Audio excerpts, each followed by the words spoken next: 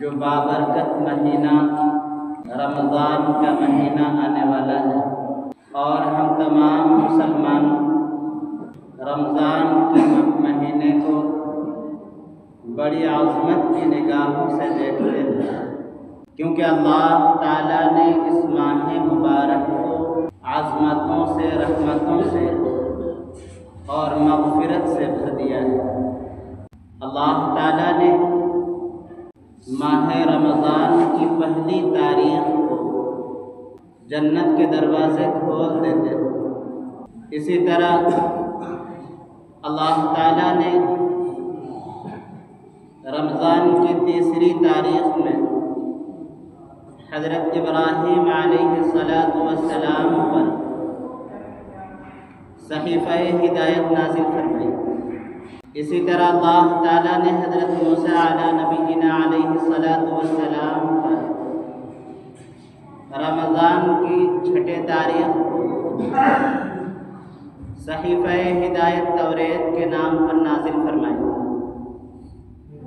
اسی طرح اللہ تعالیٰ نے حضرت داؤد علیہ السلام کو اسی ماہ مبارک میں صحیفہ ہدایت زبور کے نام پر نازل فرمائی، اور پھر اللہ تعالیٰ نے قرآن مقدس کو بھی اسی ماہ مبارک میں نازل فرما کر اس بات کا اعلان فرمایا کہ یہ مہینہ برکتوں اور مغفرت والا ہے۔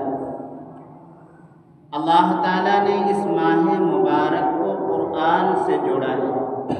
اس مہینے کی ایک بڑی خاصیت یہ ہے کہ اللہ تعالیٰ نے قرآن مقدس کو نازل فرما کر اس ماہ مبارک کے ساتھ اللہ تعالیٰ نے قرآن کا ایک رشتہ جوڑا ہے۔ اللہ تعالیٰ فرماتے ہیں شہر رمضان الذی انزل فیہ القرآن،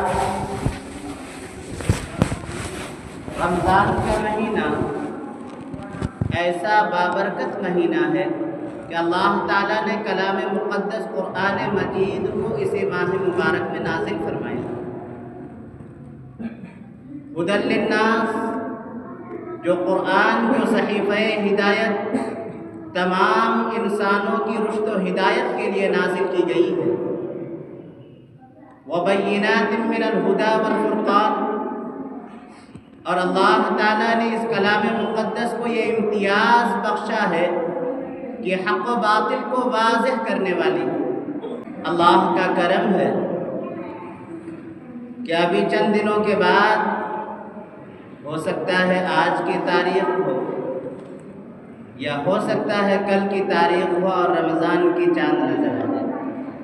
اور رمضان کی فضیلت میں سب سے بڑی فضیلت یہ ہے کہ اللہ تعالیٰ نے اس ماہ مبارک میں قرآن مقدس کو نازل فرمایا۔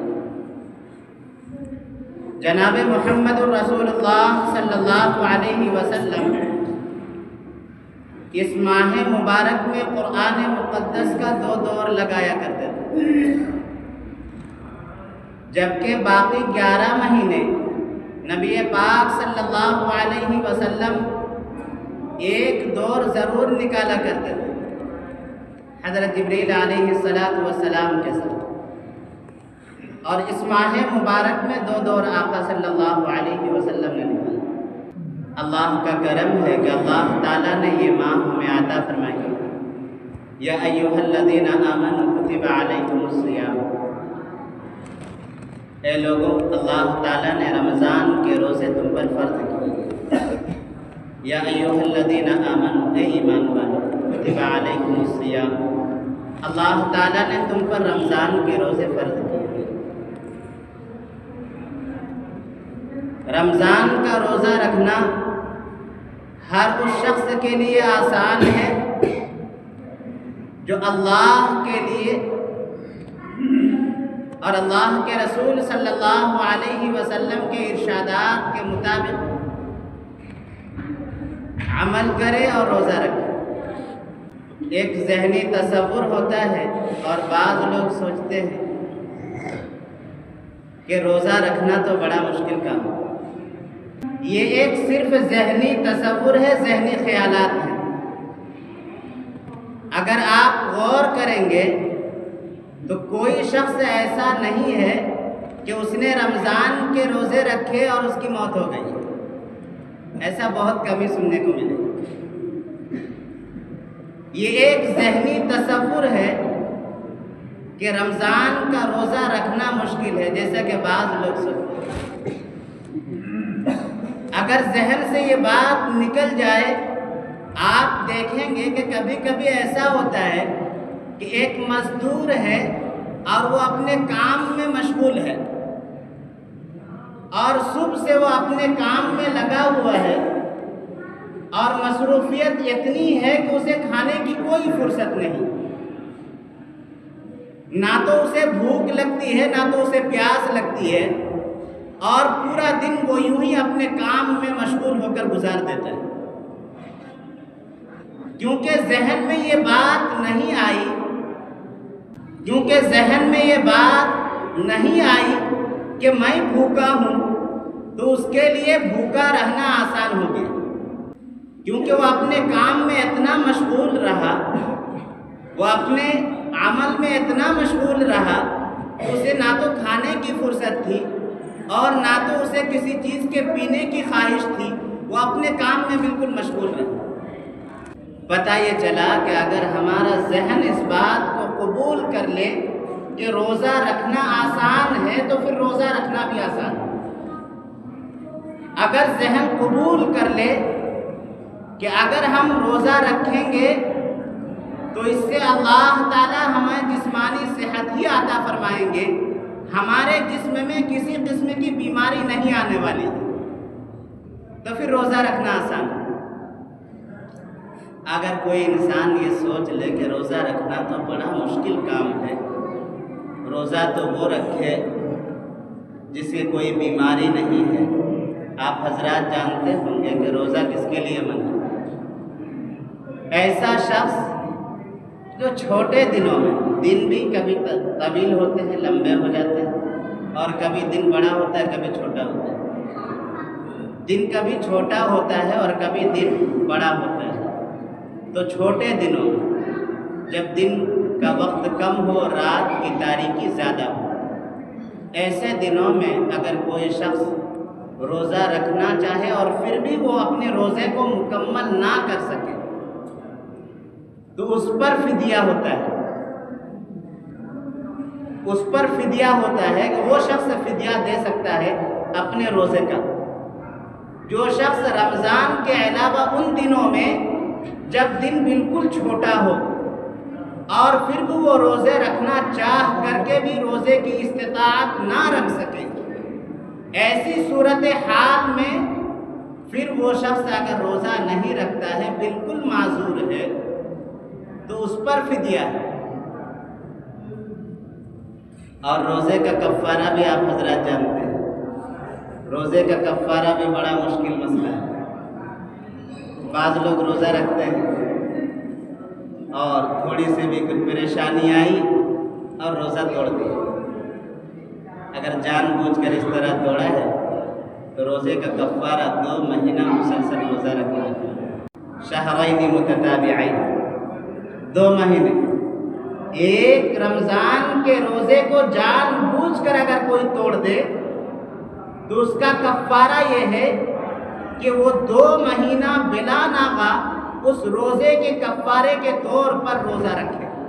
جو چیز جتنی برکت والی ہوتی ہے، جتنی عظمت والی ہوتی ہے، جو چیز جتنا عظیم الشان ہوتا ہے، اس کا جرمانہ بھی ویسے ہی ہوتا ہے، اس کا کفارہ بھی اسی طرح ہوتا ہے. تو پتہ یہ چلا کہ رمضان کا روزہ رکھنا بڑی فضیلتوں کا حامل ہے.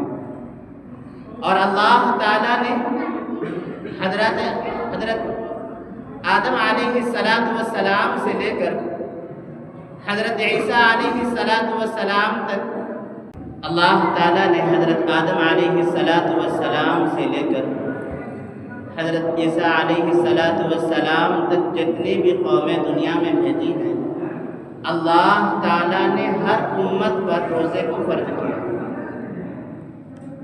اللہ تعالیٰ نے حضرت آدم علیہ السلام کے زمانے میں ایام 20 کے روزے رکھے جاتے تھے. آپ حضرات جانتے ہوں چاند کے اعتبار سے 13ویں تاریخ، 14ویں تاریخ اور 15ویں تاریخ، یہ 3 روزے رکھے جاتے تھے اور یہ پورے سال چلتا تھا۔ حضرت آدم علیہ السلام کے زمانے میں جو روزے تھے وہ ایام 20 کے روزے تھے۔ اسی طرح حضرت موسیٰ علیہ السلام کی شریعت کا اگر آپ مطالعہ کریں تو حضرت موسیٰ علیہ السلام نے کوہ طور پر جو 40 دن کا روزہ رکھا، اس کے بعد ان کی قوم نے بھی اسی طرح روزے کا اہتمام فرمایا۔ اسی طرح اگر آپ حضرت عیسیٰ علیہ السلام کی تاریخ کا مطالعہ کریں گے تو آپ کو پتہ چلے گا کہ حضرت عیسیٰ علیہ السلام کی قوم بھی ایک زمانے میں 2 مہینے کے روزے رکھا کرتے تھے۔ اور آج اگر آپ دوسری قوموں کی تاریخ جو اس وقت موجود ہے، جو یہ دعویٰ کرتی ہے کہ ہمارا مذہب اللہ تعالیٰ کی طرف سے نازل کردہ ہے، جو بھی یہ دعویٰ کرتی ہے، آپ دیکھیں گے کہ ان کے یہاں بھی کسی نہ کسی شکل و صورت میں روزے کا ایک شکل پائی جاتی ہے، جس کو وہ لوگ اپواس کہتے ہیں اور اس طرح وہ لوگ اپواس رہتے ہیں۔ تو پتہ یہ چلا کہ ہر قوم میں اللہ تعالیٰ نے روزے کو کسی نہ کسی صورت میں نازل فرمایا۔ ایک مرتبہ کا واقعہ ہے، حضرت عبداللہ ابن مسعود رضی اللہ تعالیٰ عنہ فرماتے ہیں کہ پچھلی قوموں میں 2 بادشاہ گزرے ہیں۔ اللہ تعالیٰ نے ایک بادشاہ کو بڑی مال و دولت سے نوازا، اور ایک دن وہ رات کی تاریکی میں بیدار ہوئے کہ اچانک انہیں خیال آیا کہ یہ مال و دولت، یہ شان و شوکت، یہ بلند و بالا عمارتیں کچھ بھی کام آنے والی نہیں ہیں۔ اگر کچھ بھی کام آنے والی ہے وہ اللہ کی اطاعت ہے، اللہ کی عبادت ہے اور آخرت کی تیاری ہے۔ حضرت عبداللہ ابن مسعود رضی اللہ تعالیٰ عنہ فرماتے ہیں کہ رات کی تاریکی میں وہ بادشاہ جب بیدار ہوئے اور انہیں اس بات کا احساس ہوا کہ یہ مال و دولت، یہ زیب و زینت، یہ شان و شوکت، یہ بلند و بالا عمارتیں کچھ بھی کام آنے والی نہیں ہیں، اگر کچھ بھی کام آنے والی ہے وہ اللہ کے لیے اطاعت ہے، اللہ کی عبادت و بندگی ہے۔ رات کی اسی تاریکی میں وہ اپنے گھوڑے پر سوار ہوئے اور تاریکی میں نکل پڑے۔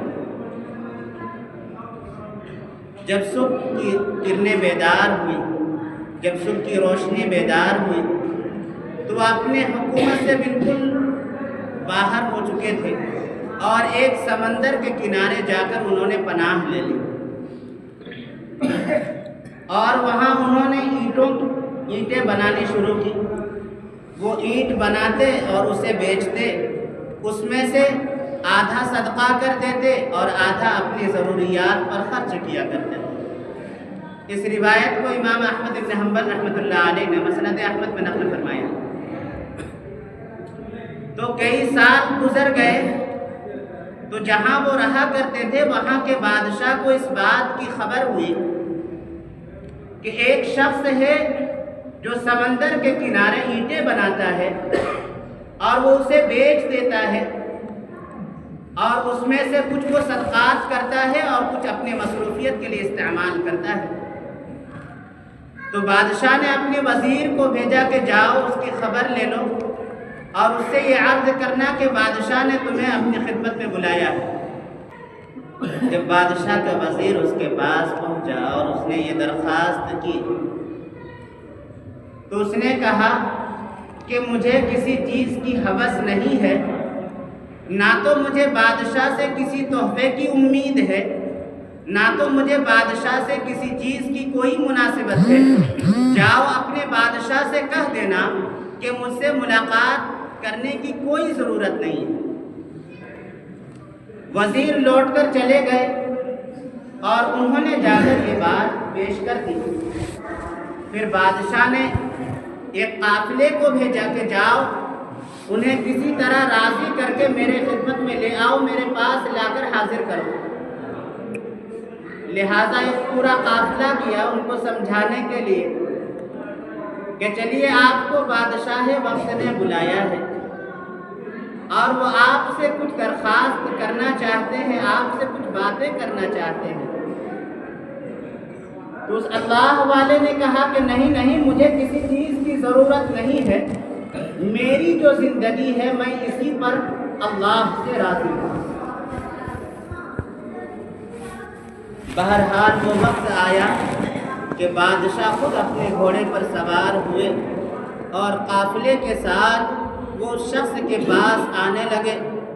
جیسے ہی اس کے قریب پہنچے تو جیسے ہی اس شخص نے دیکھا کہ بادشاہ میری طرف آ رہے ہیں تو فوراً وہ تیزی کے ساتھ وہاں سے بھاگ کھڑے ہوئے۔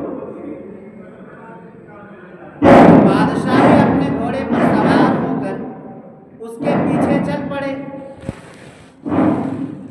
پھر بادشاہ نے بہت تیز رفتاری کے ساتھ اس کا تعاقب کیا، لیکن تعاقب نہ کر سکے تو اعلان کیا کہ آپ سے مجھے بس باتیں کرنی ہے، آپ سے مجھے نہ تو میں آپ کو کوئی تحفہ دینے آیا ہوں، نہ تو کوئی ہدیہ پیش کرنے آیا ہوں، بلکہ آپ سے بس کچھ باتیں آپ سے کرنی ہیں۔ بادشاہ نے آواز لگائی، وہ اللہ کا بندہ وہیں رک گئے اور انہوں نے کہا کہ میں آپ سے ملاقات کا خواہش مند تھا، آپ سے ملاقات چاہتا تھا۔ تو وہ قریب آئے اور انہوں نے ان کا حال دریافت کیا، کہا کہ تمہارا نام کیا ہے؟ کہا کہ میرے نام سے تو آپ کو کیا فائدہ ہونے والا ہے؟ تو بادشاہ نے پوچھا کہ آپ کہاں سے آئے ہیں؟ تو انہوں نے کہا کہ میں فلاں ملک کا بادشاہ تھا۔ ایک دن رات کی تاریکی تھی کہ اچانک میں نے رات کی تاریکی کو دیکھا، رات کی سناٹے کو دیکھا اور میرے ذہن و دماغ میں یہ خیالات آئے کہ یہ شان و شوکت، یہ تخت و تاج کچھ بھی کام آنے والی نہیں ہے۔ اگر کچھ کام آنے والی ہے وہ اللہ کی عبادت ہے، اللہ کی اطاعت ہے، اللہ کی بندگی ہے۔ لہذا میں رات کی تاریکی میں اپنے گھوڑے پر سوار ہو کر تنہائی کے لیے نکل پڑا اور میں یہیں پر مقیم ہو گیا۔ میں اینٹیں بناتا ہوں، اسے بیچتا ہوں، اس میں سے بعض پیسے صدقات کر دیتا ہوں، اللہ کے راستے میں دے دیتا ہوں اور بعض پیسوں سے اپنی ضرورتوں کی تکمیل کرتا ہوں اور صرف اللہ کی عبادت و بندگی کرتا ہوں، اور اس بات کی امید میں زندگی گزار رہا ہوں کہ ہو سکتا ہے اللہ مجھ سے راضی ہو جائیں، اللہ میرے سیئات کو معاف فرما دے، اللہ میری گناہوں کو بخش دے۔ اسی امید میں اپنی پوری زندگی گزار رہا ہوں۔ تو بادشاہ نے کہا کہ یہی حالت تو میری بھی ہے، مجھے اس کی زیادہ ضرورت ہے، مجھے اس کی ضرورت زیادہ ہے۔ اور انہوں نے بھی اپنی پوری بادشاہت، اپنی شان و شوکت سب کچھ قربان کر دیا اور اللہ کے ہو گئے۔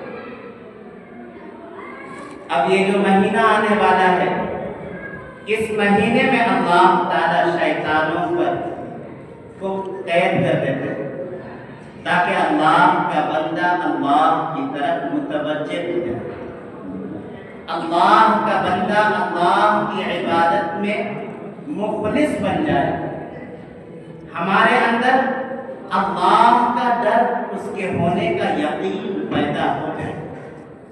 اللہ کا تقویٰ کیا چیز ہے؟ امیر المؤمنین حضرت عمر فاروق رضی اللہ تعالیٰ عنہ سے سوال کیا کہ تقویٰ کیا چیز ہے؟ حضرت عمر فاروق رضی اللہ تعالیٰ عنہ نے فرمایا تقویٰ یہ ہے کہ تم ایک سنسان وادی میں ہو، ایک جنگل میں ہو جہاں مختلف جھاڑیاں ہیں اور جس میں کانٹے بھرے ہوئے ہیں۔ مثال دی انہوں نے دنیا کی کہ اس طرح یہ دنیا سمجھ لو کہ دنیا ایک کانٹے کا جھاڑ ہے اور وہاں سے تم اپنے دامن کو صحیح سلامت بچا دو۔ تقویٰ کی دوسری تشریح یہ ہے کہ اللہ کے تمام حکموں پر، رسول پاک صلی اللہ علیہ وسلم کے تمام فرامین پر 100% اسی طرح عمل کرنا، جیسے کہ آقا صلی اللہ علیہ وسلم کے صحابہ نے عمل کر کے دکھایا، جس طرح اللہ تعالیٰ کے حکموں پر اور رسول پاک صلی اللہ علیہ وسلم کے فرامین پر حضرات صحابہ کرام رضوان اللہ علیہم اجمعین نے عمل کر کے دکھا دیا، اس طرح اللہ کے احکامات کا خیال رکھنا اور رسول پاک صلی اللہ علیہ وسلم کی اطاعت کرنا، یہی چیز تقویٰ ہے۔ اللہ کا ڈر کیا ہے؟ اللہ کا ڈر یہی ہے کہ اللہ جو حکم دے ہم اس پر عمل کرنے والے ہو جائیں۔ اللہ کا ڈر یہ ہے کہ رسول پاک صلی اللہ علیہ وسلم ہمارے سامنے جو احکامات لے کر آئے ہیں ہم ان پر 100% عمل کرنے والے ہو جائیں، یہی تو اللہ کا ڈر ہے۔ اللہ کا ڈر یہ ہے کہ آقا صلی اللہ علیہ وسلم نے فرمایا ترکت فیکم امرین لن تضلوا بہما کتاب اللہ وسنتی، میں تمہارے درمیان اللہ کی کتاب اور میری سنت چھوڑ کر جا رہا ہوں، اگر عمل کر لو گے مضبوطی سے تھام لو گے تو گمراہ نہیں ہوگے۔ آج تقاضا اس بات کا ہے کہ صرف زبان سے کلمہ نہ پڑھا جائے، جیسا کہ واقعہ ہے کہ ایک استاد نے اپنے شاگردوں کے سامنے کہا کہ مجھے پرندوں سے بڑی محبت ہے، مجھے بلی سے بڑی محبت ہے، اور پھر شاگردوں نے ایک بلی اور ایک طوطا لا کر ان کی خدمت میں پیش کیا، اور وہ اپنے درس میں توحید کا درس دیتے رہے، طوطا سامنے موجود ہوتا ہے۔ بات یہاں تک ہوئی کہ طوطا چند دنوں میں اسی درس میں رہا اور درس میں بار بار اللہ کی توحید کے تذکرے کیے گئے، کلمہ لا الہ الا اللہ کی باتیں کی گئی، تو اس طوطے کی زبان پر بھی کلمہ لا الہ الا اللہ کی رٹ چڑھ گئی۔ اب وہ طوطا راتوں دن لا الہ الا اللہ پڑھا کرتا۔ ایک دن کا واقعہ ہے کہ استاد محترم رونے لگے، شاگردوں نے پوچھا کہ رونے کی وجہ کیا ہے؟ کہا کہ مجھے اس بات پر حیرت نہیں ہے کہ طوطے کی موت ہو گئی، مجھے اس بات پر حیرت ہے کہ طوطے پر جب بلی نے حملہ کیا ہے تو طوطا صرف چیخ رہا تھا، اس کی زبان سے کلمہ لا الہ الا اللہ نہیں نکلا، کیونکہ اس کے دل میں کلمہ لا الہ الا اللہ کا اقرار موجود نہیں تھا۔ اس کی زبان پر اس کی ضد تھی، اس کی زبان پر اس کی رٹ موجود تھی، لہذا اس وقت جب عقل و ہوش نے کام کرنا چھوڑ دیا تو اس کی زبان بند ہو گئی، صرف وہ چیخنے چلانے لگا۔ آج تقاضا اس بات کا ہے کہ ہم کلمہ لا الہ الا اللہ کا جو اقرار کرتے ہیں اپنے دلوں سے اقرار کریں اور اللہ کی اسی طرح اطاعت کریں جس طرح صحابہ کرام رضوان اللہ علیہم اجمعین نے اطاعت کی ہے۔